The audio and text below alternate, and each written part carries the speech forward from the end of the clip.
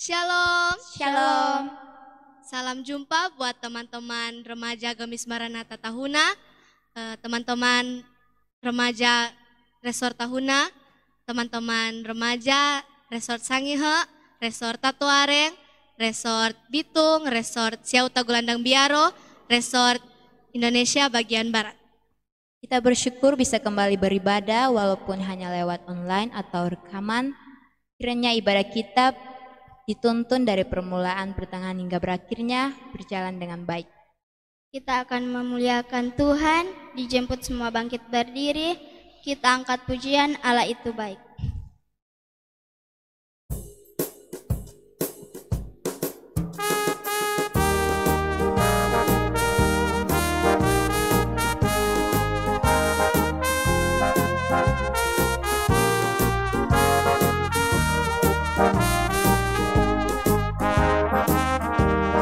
Allah itu baik, sungguh baik bagiku.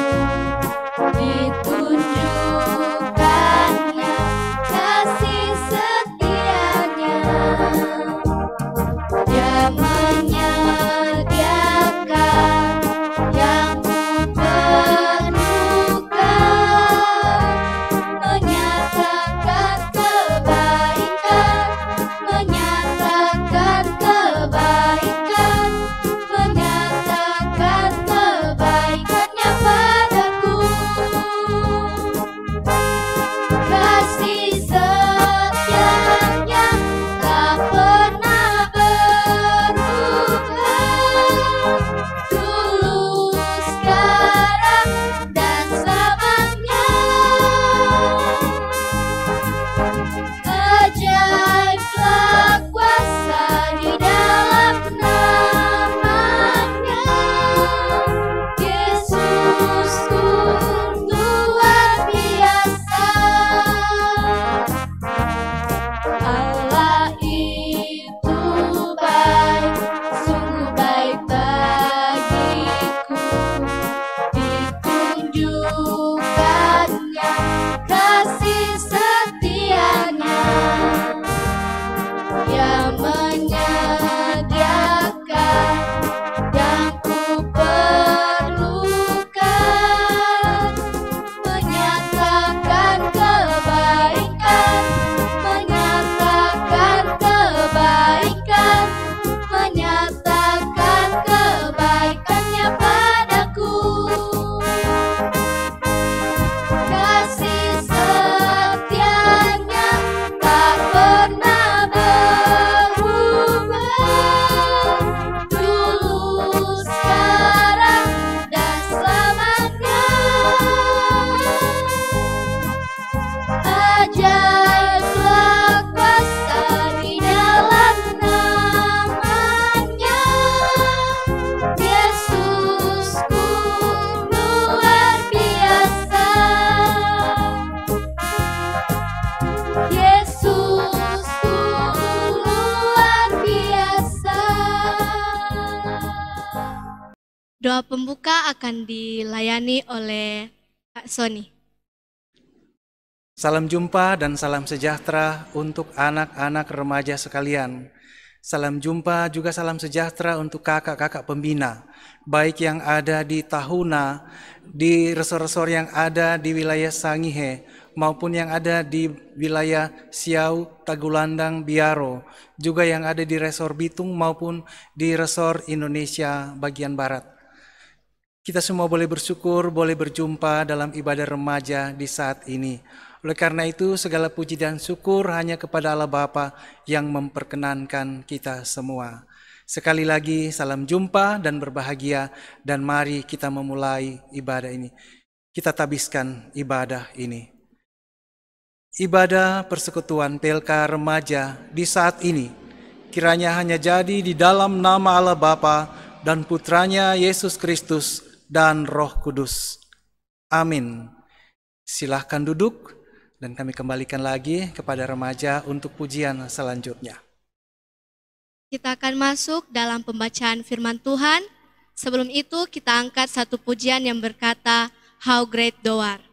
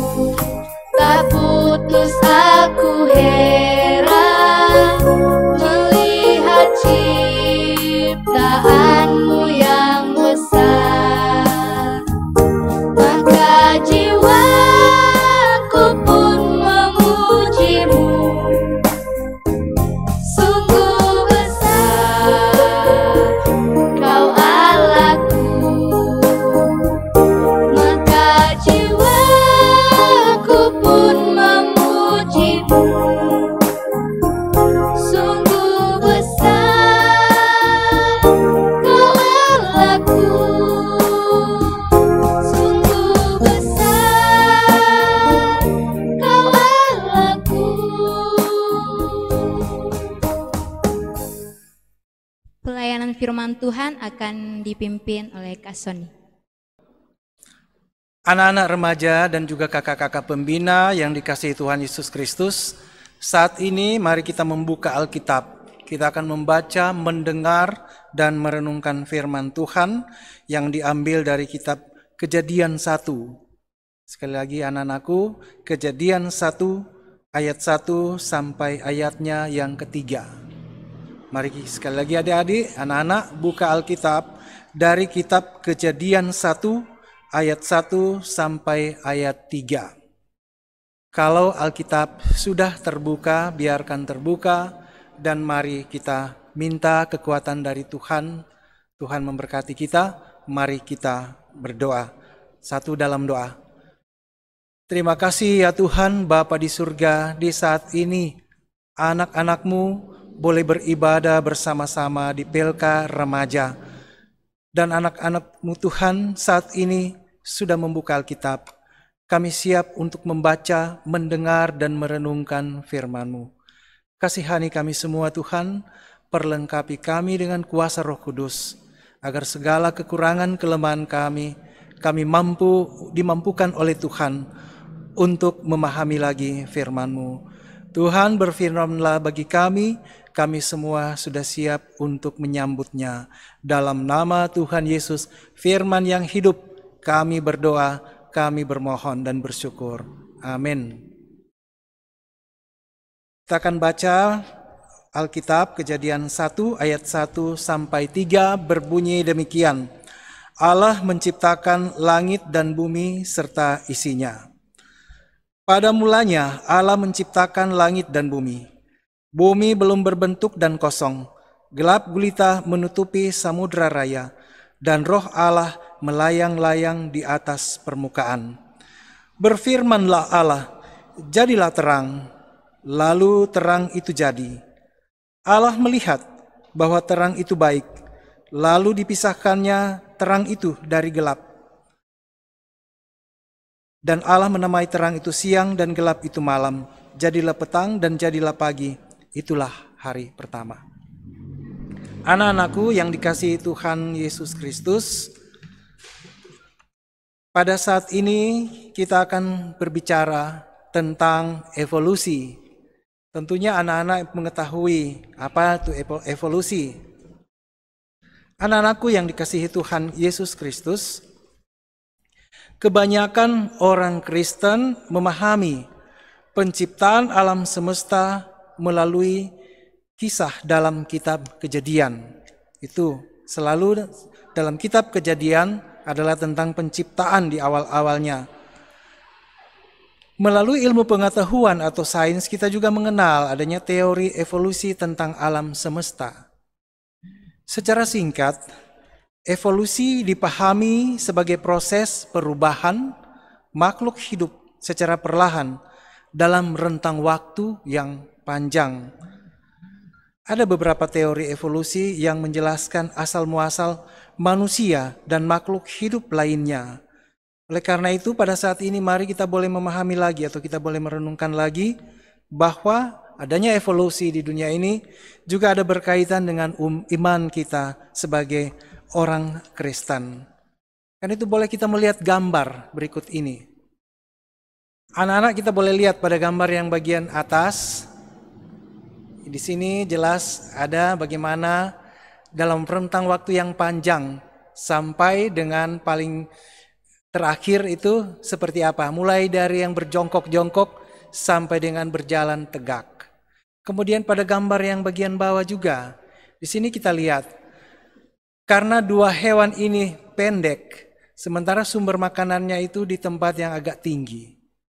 Maka mereka berusaha untuk mendapatkan makanan dan mereka berjuang. Ketika mereka tidak berhasil, berarti mereka tidak makan. Dan mereka itu tidak bisa melanjutkan kehidupan. Ketika pada bagian yang lebih jauh lagi, setelah terjadi penyesuaian, sumber makanan yang ada di pohon yang tinggi dan hewannya juga sudah berubah menjadi berleher panjang, maka dia akan bertahan, dia akan makan, mendapat makanan, dapat sumber makanan, dan dia akan melanjutkan kehidupannya. Nah, di sini anak-anakku, Tuhan sudah menciptakan semua itu. Umat Yahudi mengimani dan menyembah Allah sebagai Sang Maha Kuasa atas alam semesta. Hal itu tampak ketika mengimani kisah penciptaan yang dimana dalam kitab Kejadian 1 tadi. Sebuah tulisan yang diperkirakan muncul dari awal abad ke-5 atau awal abad ke-6 sebelum Masehi. Jadi iman dan paham tentang Allah sebagai pencipta dunia baru terbentuk belakangan. Karena itu tidak tertutup kemungkinan iman tentang Allah sebagai pencipta akan berkaitan erat dengan iman tentang Allah sebagai pembebas orang Israel. Itulah sebabnya begitu panjangnya proses ini. Ada seorang ahli yang bernama Gerhard von Rath, seorang ahli bidang biblika, mengungkapkan bahwa kisah tentang penciptaan dari kitab Kejadian 1 menjadi semacam pendahuluan untuk sejarah bagi Israel yang ditulis untuk memberikan suatu konteks yang lebih umum pada iman tentang Allah sebagai pembebas Israel. Maka kita pun memperlakukan kisah tentang penciptaan dalam Kejadian 1 itu bukan sebagai teori ilmiah tentang cara alam semesta ini diciptakan, tetapi ini semua harus kita imani bahwa Allah mengatur semuanya itu untuk kehidupan umat manusia sampai dengan pada kita saat ini. Jika kita membaca kembali kisah penciptaan, kita akan menyaksikan bahwa kuasa Allah menciptakan dan mengatur alam semesta dari sesuatu yang kacau balau pada akhirnya menjadi sesuatu yang tertata sangat rapi. Sebab dalam pembacaan tadi, bagaimana itu dari gelap kemudian hadirlah terang. Lalu dipisahkan juga antara siang dan malam. Hal ini menunjukkan sebuah proses, sebuah perubahan dan sebuah pergerakan. Ada juga seorang profesor yaitu bernama Gerrit Singgi. Dia juga mengungkapkan bahwa kisah ini merupakan sebuah perjalanan bukan berkutat di Taman Eden saja, tetapi mengembara hingga ke Babel. Dari Eden sampai ke Babel, itu prosesnya juga panjang. Inilah sebuah perjalanan untuk memahami secara mendalam tentang proses berkelanjutan atas penciptaan tersebut. Kita boleh melihat ketika Allah menciptakan segala jenis tunas-tunas muda yang ada di tanah, jadi setelah diciptakan antara daratan dan lautan, kemudian yang di darat Tuhan juga menciptakan ada tunas-tunas muda, ada tumbuhan yang berbiji, dan ada segala jenis pohon. Kemudian Allah juga mendorong tanah untuk menghasilkan potensi-potensi yang baru yang dapat dihadirkan atau yang dapat dihasilkan oleh tanah dari suatu tempat di sana. Tanah taat kepada perintah Allah, lalu muncullah tumbuhan-tumbuhan yang dapat kita gunakan untuk kelanjutan kehidupan kita. Inilah bukti sebuah proses penciptaan yang dihadirkan oleh Tuhan Allah. Berikutnya, di laut atau di air, setelah dipisahkan antara daratan dan lautan, akan muncul segala binatang air, segala ikan, dan semua yang dapat digunakan oleh umat manusia untuk kehidupannya. Kemudian di udara ada cakrawala dan di bumi hadirlah segala jenis makhluk hidup yang dapat terbang, burung-burung. Kemudian yang seperti tadi dari air juga ada muncul binatang-binatang yang di air dan menghasilkan segala sesuatu yang dapat membawa keindahan di bumi ini. Dan itu prosesnya adalah yang sudah diatur dan ditata oleh Tuhan.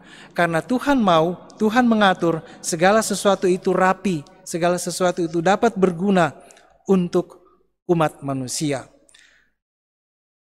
Penciptaan yang terakhir adalah manusia. Setelah semuanya sudah disiapkan, barulah manusia yang dapat untuk menggunakan semua yang sudah tersedia tersebut agar supaya manusia dapat hidup dengan baik dan ia mau memuliakan Allah. Semua itu taat dan segala yang telah tercipta, semua jenis binatang, tumbuhan, dan manusia, barulah manusia mendapatkan embusan nafas dari Tuhan Allah. Allah melakukan tindakan, memberi sesuatu yang bersifat pribadi dan intim. Pada manusia yang diciptakannya, manusia mendapatkan tempat yang istimewa.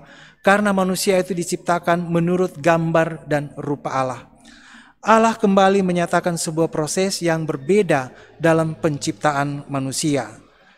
Nah, anak-anakku juga kakak-kakak pembina, kalau tadi kita sudah lihat itu gambar tadi di awal, maka di situ bahwa ada prosesnya yang mulai dari yang jongkok sampai pada yang tegak itu bukan proses yang pendek.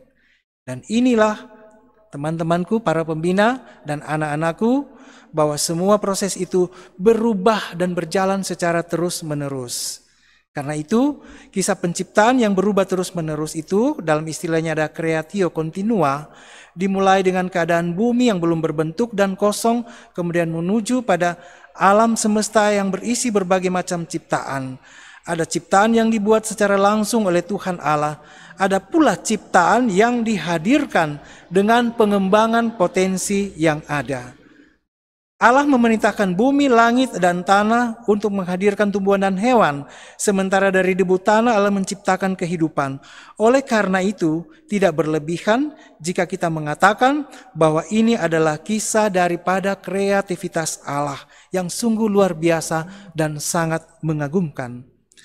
Nah, dalam proses penciptaan itu, Allah juga sampai saat ini dengan yang kita alami dalam kehidupan yang ada pada masa kita sekarang ini, bahwa sebenarnya Tuhan Allah terus mendorong untuk kita mengembangkan potensi yang ada. Tuhan memberi kebebasan kepada kita untuk mengembangkan potensi alam itu yang ada, tetapi semuanya adalah untuk kebaikan. Dan ini memang perlu proses dan perlu waktu yang panjang. Oleh karena kreativitas Allah ini, Ia telah mendorong kita bagaimana umat Tuhan mulai dari anak-anak, remaja, sampai dengan orang tua lanjut usia. Mari kita berimprovisasi dan kita juga bertransformasi untuk semua hal yang dapat menjadikan kehidupan kita itu menjadi sangat bermakna.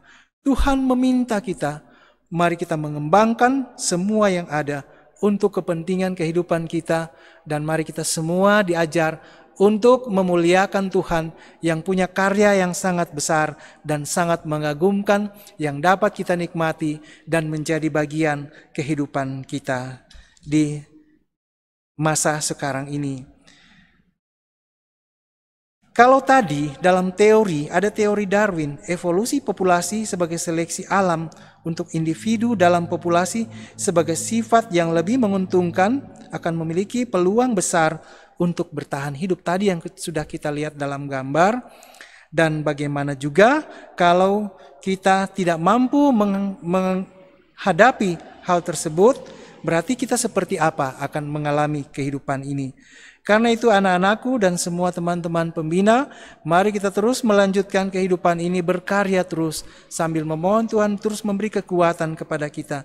Karena apa yang Tuhan karuniakan sebagai sebuah kreasi yang akan berlanjut dan yang akan kita teruskan dari kita kepada generasi-generasi yang berikutnya dalam proses yang panjang, dan itulah memaknai kehidupan yang Tuhan karuniakan. Kiranya remaja-remaja sekalian dan kakak-kakak pembina, mari kita bersama-sama terus menjalani kehidupan ini secara terus-menerus sambil terus berkarya, berkreasi, bahwa apa yang Tuhan berikan itulah adalah berkelanjutan untuk kita dan untuk generasi yang akan datang. Kiranya Tuhan menolong anak-anakku dan menolong kita semua untuk selalu hidup dalam kebaikan Tuhan. Amin. Kita akan memberikan tanda ucapan syukur kita. Sementara pundi persembahan akan dijalankan, kita angkat pujian korban syukur.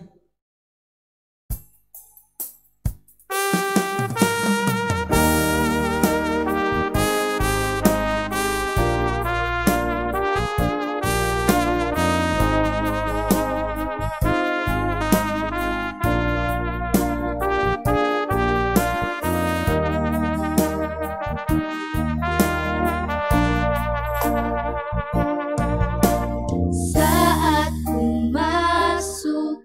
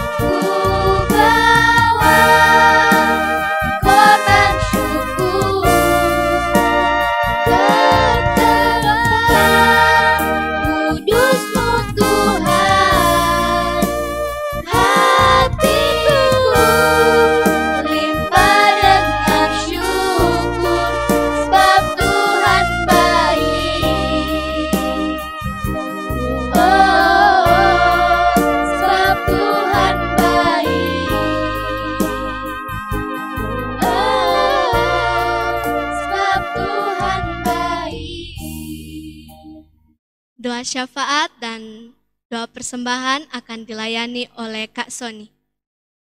Mari kita berdoa. Kembali ya Bapa di surga, kami berterima kasih, bersyukur bahwa Engkau baik dalam hidup kami. Ketika kami boleh bertemu satu dengan yang lain, Tuhan, Engkau perkenankan kami untuk selalu hidup dalam kebaikan bersama Tuhan. Bapa di surga, di saat ini kami mau berdoa untuk anak-anak remaja Tuhan, dimanapun mereka berada.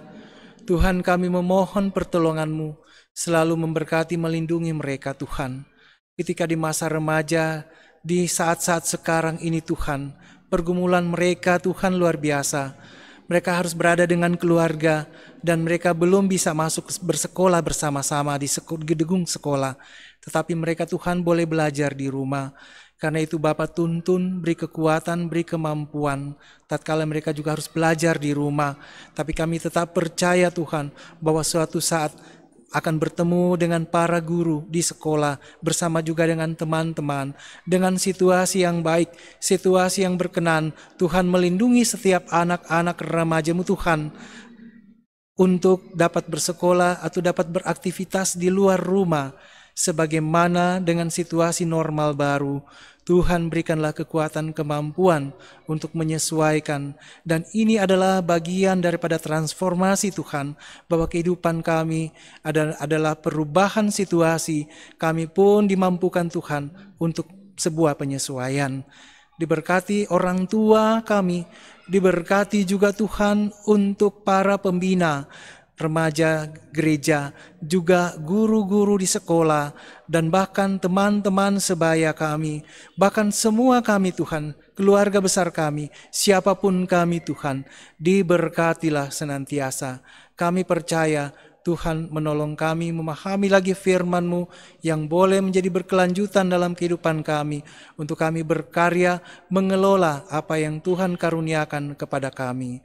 Karena itu Tuhan, dituntun kami, diberi kemampuan bagi kami untuk melanjutkan belajar kami sampai pada saatnya Tuhan perkenankan kami hidup di tengah dunia ini dengan belajar dan belajar terus. Diberkati gereja kami Tuhan, dan diberkati setiap persekutuan kami. Kami harus beribadah secara online ini Tuhan, tetapi kami percaya firman-Mu itu luar biasa. Ampuni kami Tuhan, kami juga sudah memberi persembahan, biarlah persembahan yang kami persembahkan adalah untuk hormat dan kemuliaan bagi nama Tuhan sendiri. Terima kasih Bapa di surga, inilah doa dan syukur kami. Dalam nama Tuhan Yesus kami berdoa, kami bersyukur dan berterima kasih. Amin. Kita akan mengakhiri ibadah kita pada hari ini. Teman-teman diundang semua bangkit berdiri. Kita angkat pujian Mars Remaja Gemes.